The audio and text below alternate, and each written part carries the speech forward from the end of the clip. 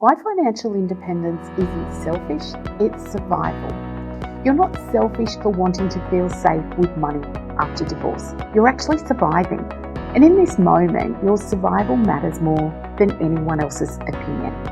Recently, ABC News shared a story about Leanne, 48, from Brisbane, 2 kids, 20 years married.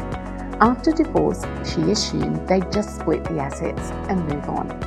But what she didn't expect was how fast everything changed. No buffer, no backup plan. The joint savings account was drained, and within 12 months, she was relying on credit cards just to cover school fees. Her story struck a nerve because it mirrors what so many women go through. On paper, it looks like you've got something from the divorce, but in reality, you're left navigating a whole new financial world alone. And yet, society still labels women who focus on their finance post-divorce as selfish. Selfish for seeking independence, selfish for wanting control, selfish for protecting their future. So here's what I want to tell you today. Financial independence is not selfish, it's survival. It's how you rebuild. It's how you reclaim power after having none. And let's be clear, financial independence doesn't mean doing everything by yourself. It means you have a system, a support network, tools, and awareness to make decisions with confidence. So let's break it down. What does real financial independence actually look like? Well, it starts with a basic working budget, even if it's written on the back of an envelope.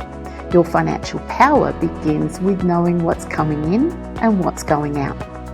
It means knowing your no is just as important as your yes. Financial boundaries protect your time, your peace, and your energy. It's knowing what superannuation you have and whether it was fairly split. So many women walk away from their futures because they don't realise they can request a super split.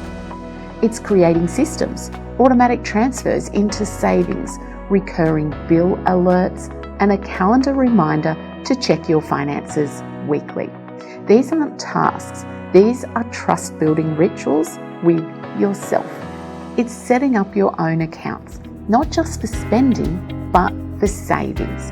A peace of mind fund, even $10 a week builds a habit of protection. And finally, it's reviewing your numbers monthly, but without guilt. Financial clarity is never about shame.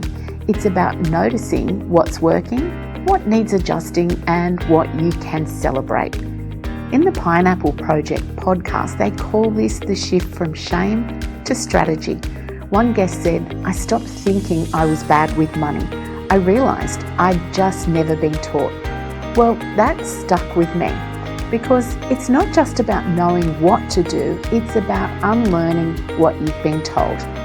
For a lot of us, we grew up being told not to talk about money, that we weren't good with numbers, that someone else would sort it out, and now you're being asked to run the show. You don't need to master everything overnight, but you do need to start.